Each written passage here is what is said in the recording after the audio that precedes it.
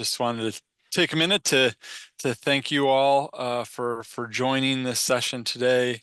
We know there's a lot going on right now that you have on your plates, and just appreciate you taking the time out to participate in the National Wilderness Skills Institute and take an interest in wild and scenic rivers for this session.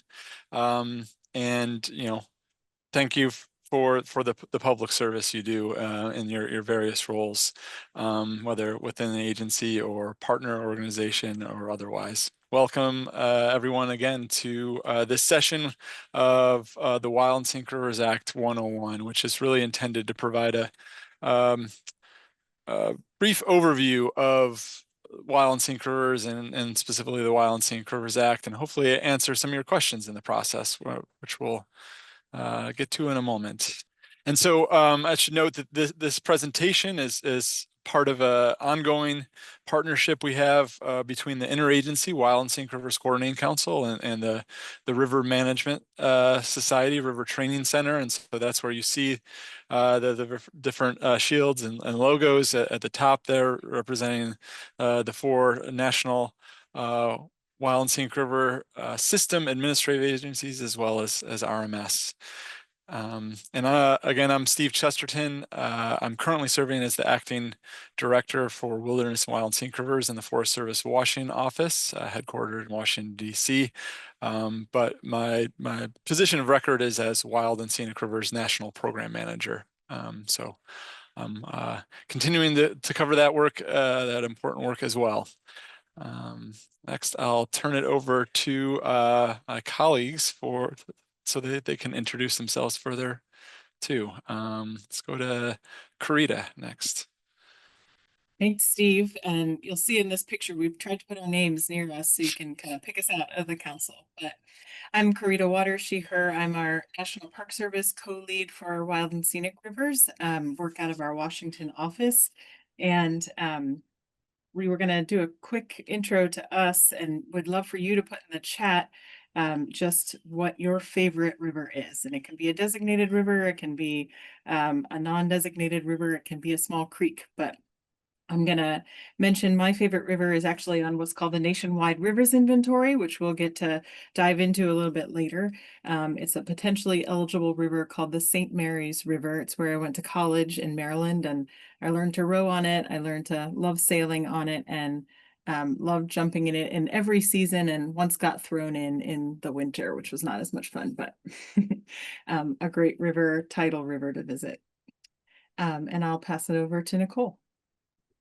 Thanks. Hi, everyone. My name is Nicole Gustine, and as everyone said, I'm based out of Anchorage, Alaska, and I work for Fish and Wildlife Service. For my river, I still hold near and dear to my heart the Maine Salmon River when my family and I had our first extended raft trip. So that's what hooked our family, and we try to be river rats as much as we can these days. So that's probably the one that I would start with. And I'll pass it back to Steve to tell us about his river. All right, thanks, Nicole.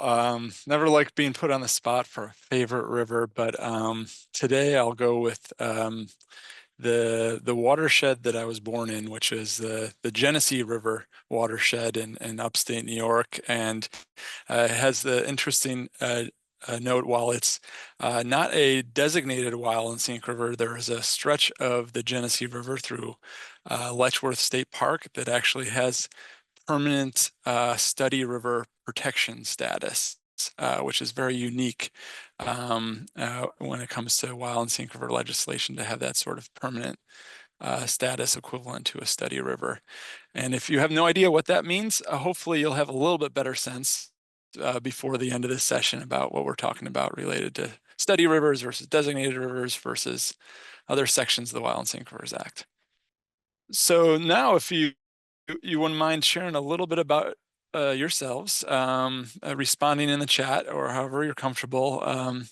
In particular, what brings you to the session today, and in particular, what is your familiarity level with wild and scenic rivers?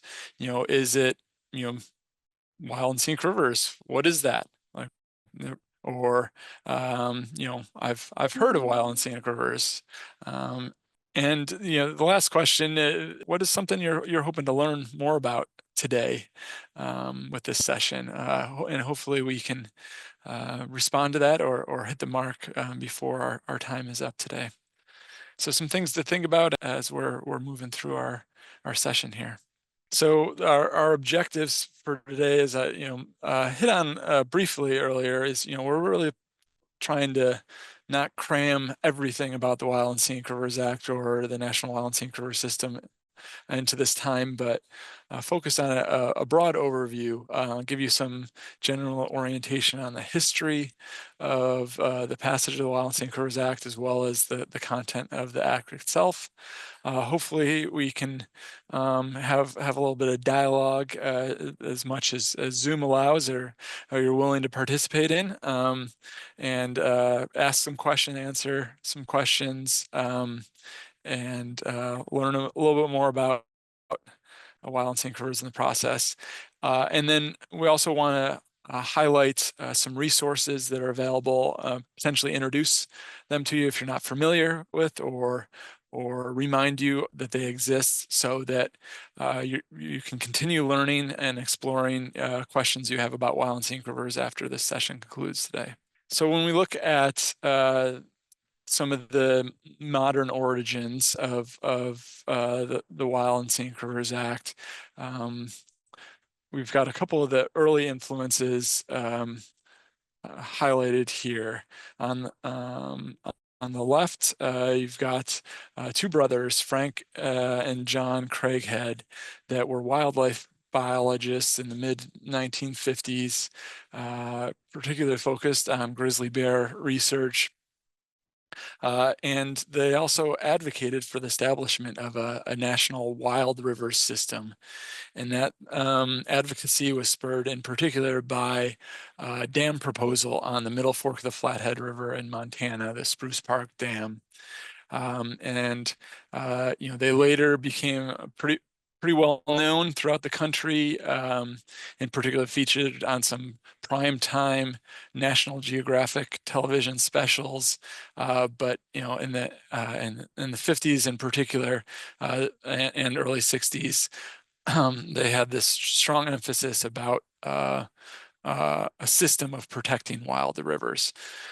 And on the right, we've got pictured there First Lady Bird Johnson and the Secretary of Interior Stuart Udall in the mid-1960s.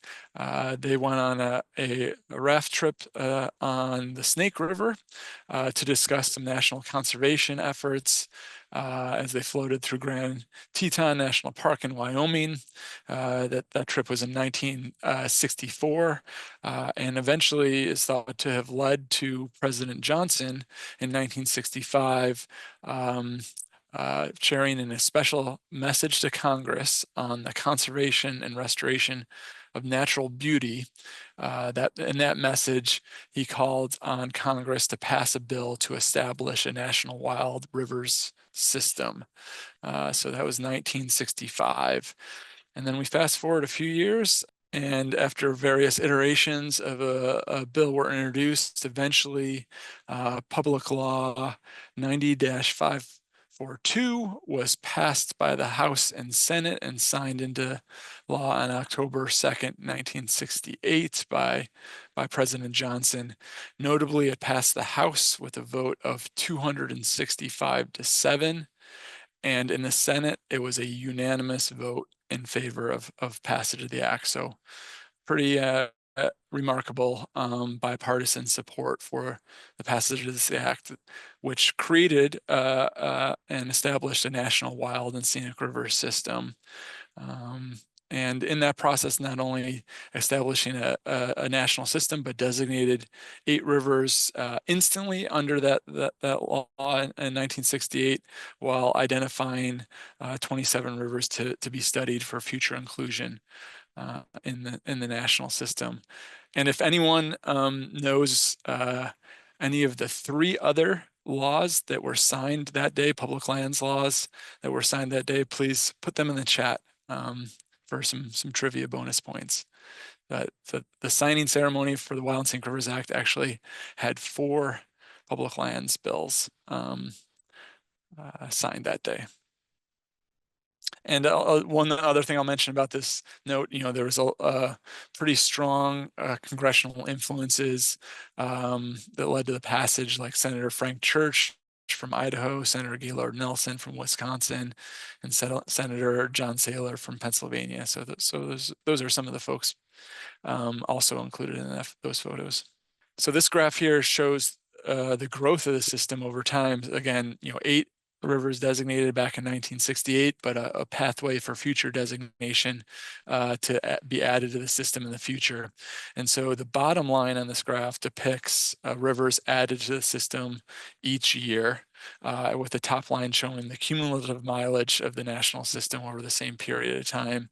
And so you can see the growth of the national system over time, with particular spikes in certain years, oftentimes related to state-focused pieces of legislation that were passed to add rivers to the system, like the Alaska National Interest Land Conservation Act, or ANILCA, in 1980, the Oregon Wild and Scenic Rivers Act in 1988, a broader bill, the Omnibus Public Land Management Act in 2009, and then the Dingle Act in 2019.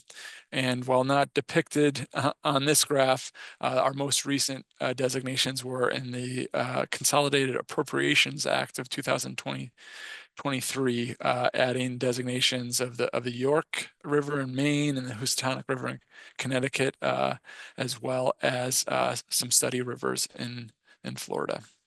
So this map depicts all rivers in the United States, and it's an illustration to compare the 3.5 million miles approximately of rivers in the United States, which is our base in blue. On top of that, as you see in the red or orange, are rivers that have been dammed, dredged, or channelized, so equating to approximately 860,000 miles. Then the rivers overlaid in yellow are those that have been designated as a wild and scenic river, which now total 228 designations, flowing 13,467 miles across and through 41 states in the Commonwealth of Puerto Rico. So that's currently, in comparison to all rivers in the United States, relatively small portion of rivers that are designated as part of the system, about 0.4% of all river miles nationally. And again, I guess last, before turning it over to Corita, one thing I mention about this national system, we've got 4 federal river administrating agencies, but a lot of the work of the system involves coordination with other federal agencies, tribes, state and local governments, as well as various non-governmental organizations to pursue that management of one national system under the Wild and Scenic Rivers Act. And with that, I will turn it over to Corita. Thanks, Steve. So we're going to dive into the Wild and Scenic Rivers Act itself. I keep a little handy dandy mini Wild and Scenic Rivers Act here. Happy to see if we can get ones for folks who are interested. But we're going to dive into the sections of the act, the particular language that Congress gave us, and the provisions that they include. I know Catherine asked about, how are rivers protected? So we'll dive into help understand better how rivers are protected and managed. The language here that you see is from Section 1, which is the Congressional Declaration of Policy, that these certain selected rivers of the nation that possess outstandingly remarkable values shall be preserved in their free-flowing condition. And I really like this sentence in particular because I think it really underscores the mandate we have for long-term protection of rivers, but that rivers are protected for the benefit and enjoyment of present and future generations. Just as a little bit of background, where the impetus for the Wild and Scenic Rivers Act really was this nature of dam building that was happening across the country. And the Wild and Scenic Rivers Act was actually seen as mitigation for that dam building. And it was meant to complement the national policy of dam construction by preserving select rivers. And Steve shared that there were those 8 initial rivers that were designated into the system. And then also under Section 1, there are ways Congress has given us guidance on how to add additional rivers over time. So the intention was not that all the rivers had been named in that 1968 Act, but as you could see, the system has grown over time. So in the initial description of the wild and scenic river system, Congress charges us to protect and enhance river values. And that's a term we use pretty commonly to encompass the values that are identified in Section 1B and also mentioned in Section 10. And I'll dive into those, but the 3 river values when used in this context are free-flowing condition, water quality, and the outstandingly remarkable values, or ORVs, as we more commonly refer to them. So free-flowing condition is an important concept. It comes directly from Section 1B of the Act, and it states that selected rivers shall be preserved in their free-flowing condition to protect the water quality of such rivers. It's one of the 3 primary values identified for protection. And understanding what free flow means really is crucial to wild and scenic river study, protection, and management. It's not, as first may be assumed, the same as just naturally flowing or flowing in a manner unimpacted by human activity. So you'll see we have a diverse system of rivers. There's actually a definition in the Act of the term for free flowing, and it is existing or flowing in a natural condition without impoundment, diversion, straightening, riprapping, or other modification of the waterway. And Congress also tells us that the existence of dams or other minor structures does not prevent a river from being included into the system, and as long as we don't construe that to authorize dam building or future construction of structures. So I know this is a question often we get about free flow. The next river value is water quality, and water quality is concern about pollution was one of the primary motivators for passage of the Wild and Scenic Rivers Act. And water quality in the Wild and Scenic Rivers Act were directed to work with the EPA and with state agencies to eliminate or diminish water pollution in our designated rivers. So the goal is to actually improve and protect water quality over time. How this happens really in practice is through a lot of partnership with states and with local folks and volunteers that monitor and help us understand what our water quality really looks like on the ground. And we've got some resources. Nicole's going to dive into those a little bit later related to water quality.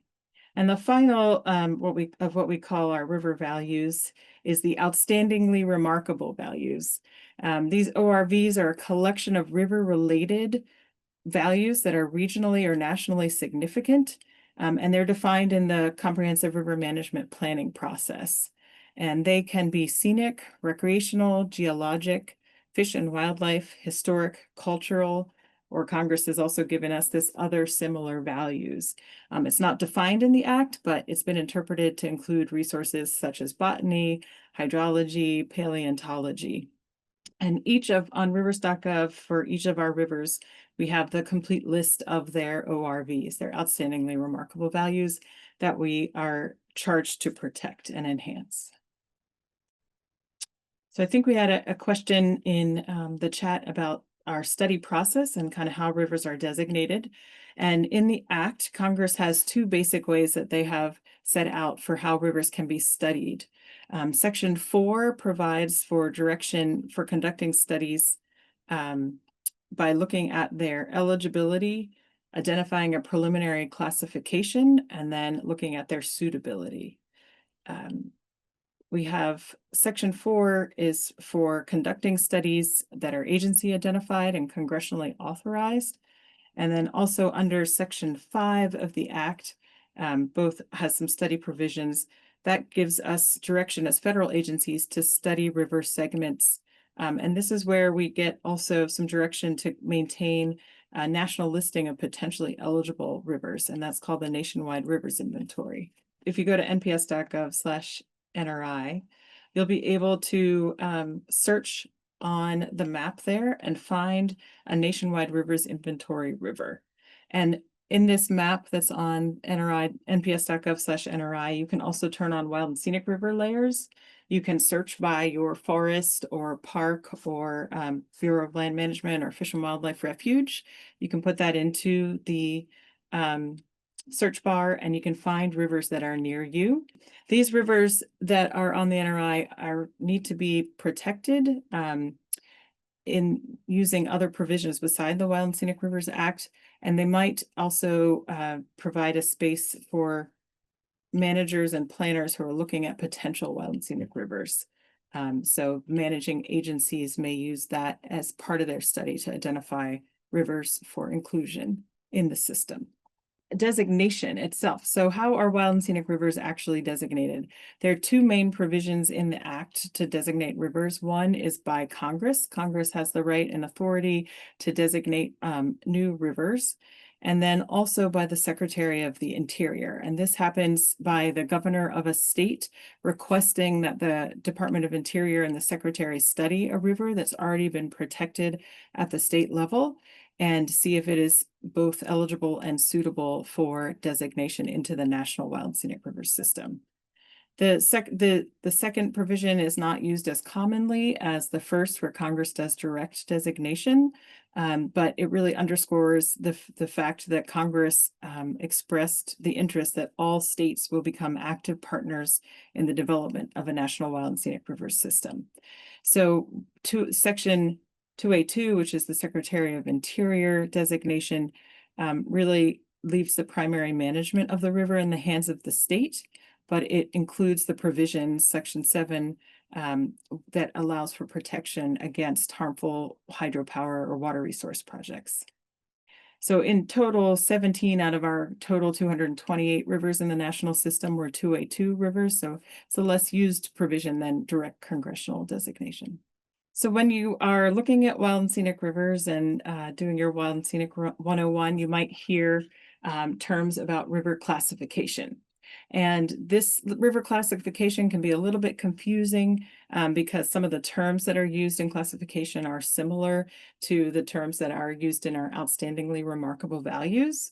But essentially, classification is a recognition of infrastructure and access, and that it varies across the Wild and Scenic Rivers system and across the landscape. So we have rivers like you see on the left that may flow through remote canyons before, like the river on the right, the river segment on the right, might flow under highway bridges or be connected to roads. So we use the term wild, scenic, and recreational to describe the level of access that's apparent along the river. Generally, if a river is free of impoundments or only accessible by trail, that segment is designated as wild. Scenic areas are accessible by road in a few places, largely undeveloped, but you may see some minor development on their shorelines. And recreational rivers are readily accessible by road, may even have some road crossings like you see here, and some more development along their shorelines. And we use this classification. All of these rivers are protected at the same level, and we have to maintain their classification over time. And I'm going to pass it over to Nicole. Thanks, Corita. So I'll continue along in the Wild and Scenic River Act and specifically picking up in Section 3. And Section 3 provides specific guidance on boundaries and planning requirements for designated rivers. Essentially, agencies must develop a comprehensive river management plan, or sometimes called a CRMP, to protect and enhance river values on the designated rivers. And also, in addition to developing a CRMP, the administering agency must establish detailed boundaries for the Wild and Scenic River corridor. And so comprehensive river management plans are essentially the blueprint for managing a wild and scenic river. And as we mentioned, it's to protect and enhance those river values, and must be prepared within 3 years of designation. It does take time to do a CRMP, so it's definitely, as we all know with plans, they take time. So one thing that's important to note is that the comprehensive river management plan must address all the components that you see on your screen during the process and or in the plan itself. Typically, we'll have description of the existing resource conditions, which will be a detailed description of those outstandingly remarkable values. defining goals and desired conditions for protecting those values, addressing development of lands and facilities that support that wild and scenic river, addressing user capacity, the types and the amount of use, water quality issues, in-stream flow requirements, and then also throughout the whole process, we're reflecting a collaborative approach with all stakeholders, including consultation with tribes, state and local governments, and the interested public.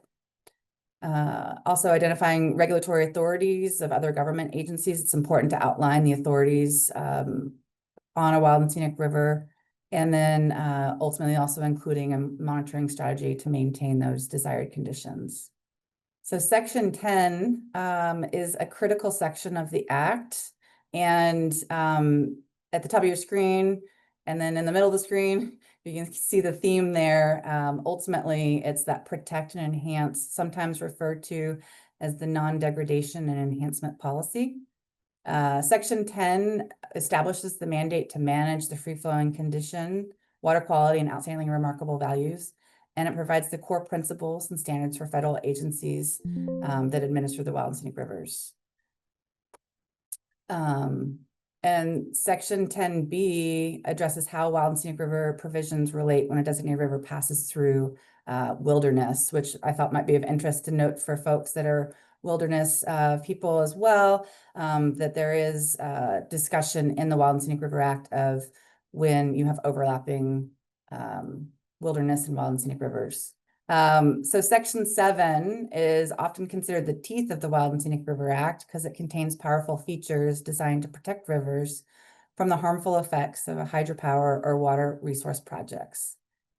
Key points of section 7 of the Wild and Scenic River Act include that it prohibits the licensing of new hydropower facilities. It requires that river administering agencies evaluate water resource projects and make a section 7 determination. The outcome of the section 7 determination controls whether a federal agency can permit, fund, or assist the project. And back to the classification that we mentioned earlier, regardless of a river's classification, standards are the same for projects on segments, regardless of whether it's a recreational, scenic, or wild classified river. Mining section 9, I'll kind of just briefly go over this because I want to make sure we have enough time for some of the other things we wanted to discuss today. This is a pretty strong part of the Act as well, without a lot of gray area. Section 7 addresses mining and minerals on designated and congressionally authorized study rivers.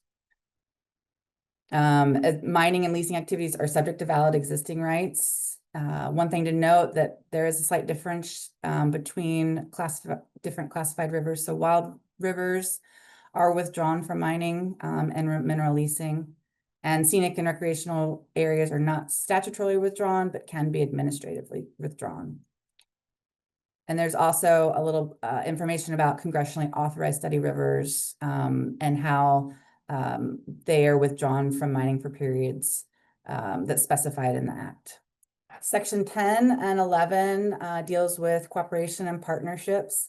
Section 10 sets the stage for joint river administration and management. It encourages state and local participation in protecting congressionally designated rivers and authorizes federal administering agencies to enter into cooperative agreements for this purpose. Section 11 of the Act sets the stage for assisting, advising, and cooperating with states and other political subdivisions, landowners, private organizations, and individuals to plan, protect, and manage the river resources. I think ultimately what section 10 and 11 gets at is we work with others, so it's not just us. So it's a partnership for sure. Section 6, 8, and 10 addresses federal lands, and specifically section 6 covers land acquisition procedures and limitations, and then section 8 retains all public lands in federal ownership within the designated and congressionally study river corridors. Section 12 and 13 both deal with water, specifically water quality and water quantity. Section 12 recognizes that many federal agencies can potentially implement projects and actions that can affect designated rivers. It requires that we work with EPA and appropriate state water pollution agencies. I think we also have a couple links that we're going to put in the chat for some new technical papers that the Interagency Wild and Scenic River Coordinating Council has published.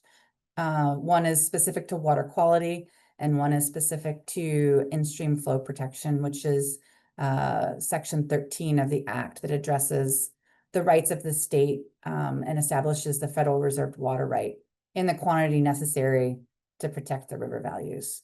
And I think with that, I'll pass it to Steve for our activity. Thanks, Nicole. So hopefully you haven't been multitasking during the course of the session, but now you're going to be allowed to multitask by either using a different screen at your computer setup or going on your phone to visit rivers.gov. And the activity here is to search the national system. You should see this large map of the United States on the home page, and you can either search by state or by river. So pick a river, head there now, and what we want you to report back on is what are the outstandingly remarkable rivers or outstandingly remarkable values or ORVs for the river. You should be going to a river focused page once you find that river. And the ORV should be listed there. And then also to report back on whether there's a comprehensive river management plan in place for that river. So we'll give you all a minute here to take a look, learn about maybe a river you're familiar with, maybe one that you're not familiar with, or maybe one that you aspire to visit. You can go in any number of directions. A few minutes later. Well, thanks for taking a couple minutes to explore around rivers.gov and learn a little bit more about at least one wild and scenic river. We welcome any questions, but also this was an opportunity to kind of reflect back on the session. Feel free to come off of mute and ask your question if you have one, or something that maybe you mentioned at the beginning that we didn't cover.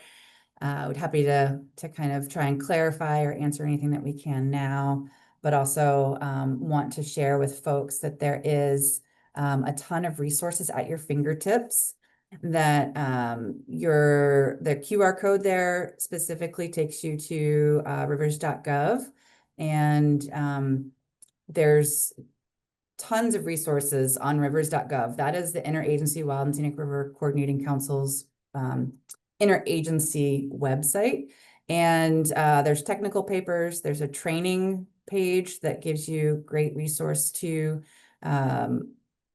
awesome opportunities, which there's one in your screenshot here that's got the River Management Society's YouTube channel.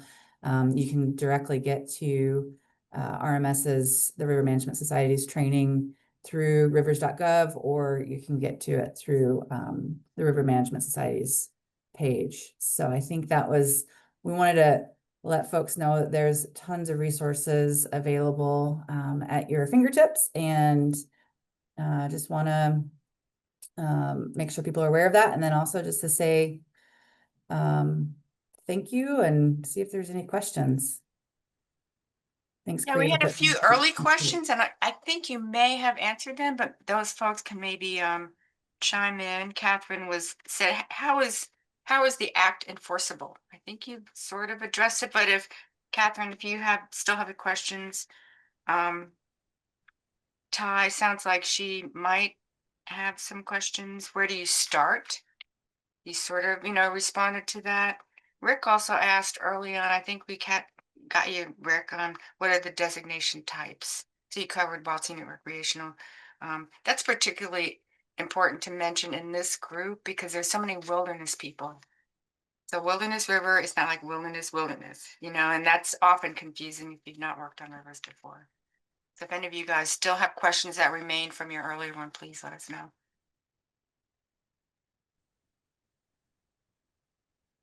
Ty's still on. I just put into the chat our page on rivers.gov that talks about designation, and it speaks a little bit to kind of how the process of study might start, and has a flow chart that hopefully you all can look at and just see, you know, some of the questions that Congress might ask or we might ask related to designation. Oh, great, Ty, and feel free to come off mute. We can chat.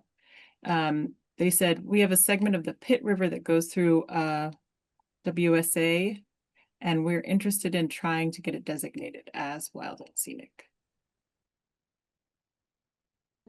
Hi, my name is Ty. I'm an assistant field manager in the Applegate field office with the BLM in Northern California. My outdoor rec person is on too. We are trying to expand some of the recreation opportunities up here, but also increase awareness and kind of do some solids for some of the tribes up here. I think a wild and scenic designation for a section of the Pitt River would go a long way. So that's kind of just the background of our interest.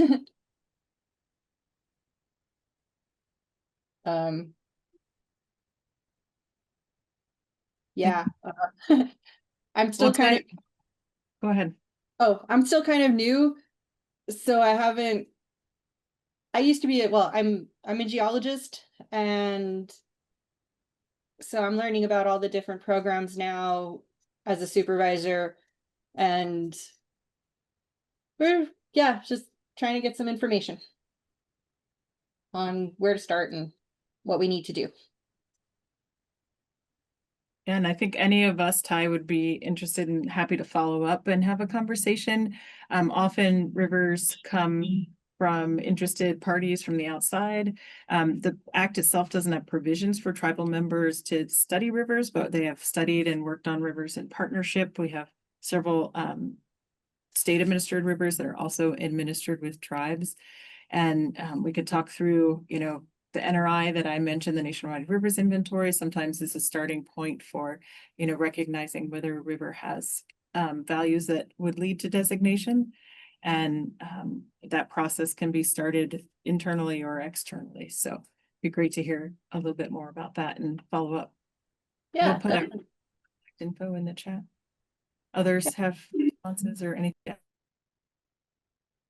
Yeah, Catherine, do you want to come off mute? You say I'm a field grunt. How does this apply to recreation? Why don't you share what you're thinking? So I have worked for the Forest Service for 3 summers, and most recently at Fossil Creek in Arizona.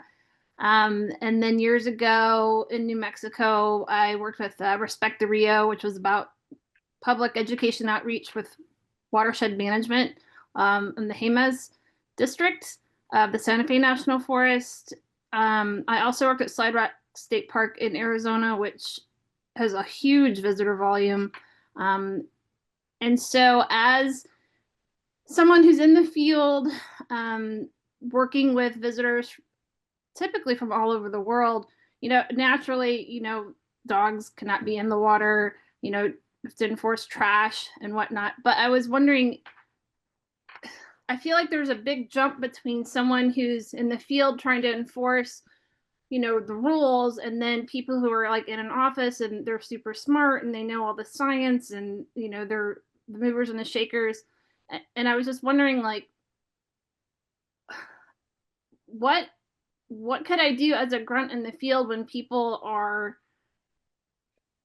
I guess, not, I guess it's mostly reflective of me that I don't quite understand yet. I mean, I've gotten a lot of good resources today to follow up on later. But what could I do to, I don't know, I just enforce, I guess for a lack of better wording, like respect of the watershed and, you know, the rivers and the creeks and all the tributaries that are part of the wild and scenic river system.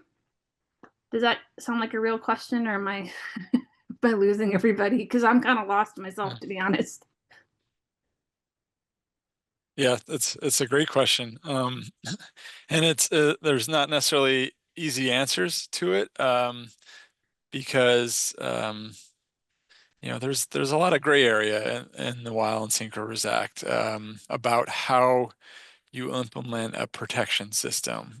You know, the protect and enhance river values, that's the core aspect of the Wild and Scenic Rivers Act. But how do you go about doing that? The comprehensive river management plan is a tool available to do that, to really focus energy at a river level of, okay, here are the baseline conditions for free flowing condition, for water quality, for here are the outstanding remarkable values, for this particular river, their baseline conditions, their desired conditions. And that sort of charts the course for saying, okay, how are we going to go about managing it? What are you know, is recreation an outstanding remarkable value? How do we manage recreation consistent with the protection and hopefully enhancement of those other river values? And so within that management plan, you know, there's a requirement to complete a user capacity analysis. You know, I don't know that it's easy to say or do, but Right. it's a part of that, you know, visitor use management, to look at laying out, you know, how what type of visitation, how much visitation can be managed on this river without degrading the river values.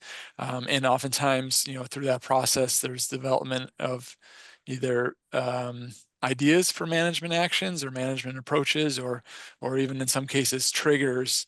If a certain condition is reached, then the agency might take this particular management action to try to uh, alter the use in a way that is ensures that the continued protection and enhancement of river values.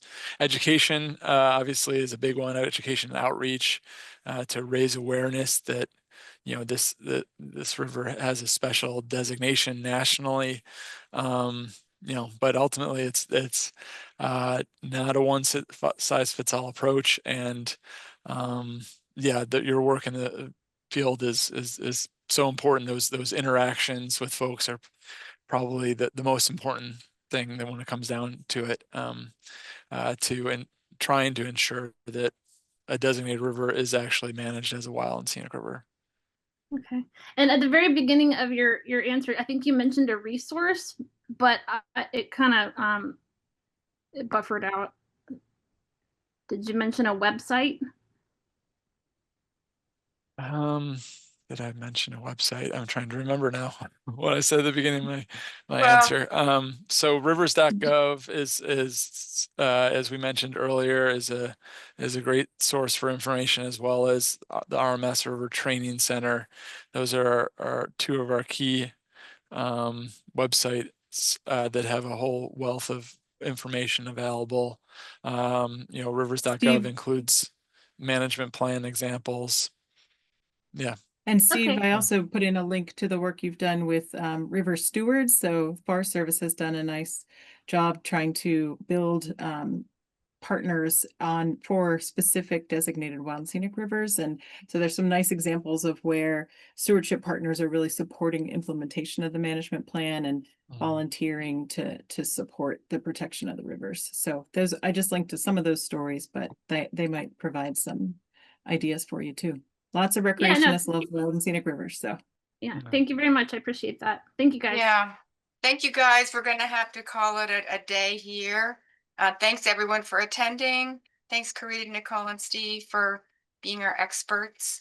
And if you have questions, and hopefully you have info for, if you Googled any of these people or the River Training Center, River Management Society, you should be able to get to us. And we're here to help you, because you guys are so important for protecting the system. So thank you, everyone. Thanks all.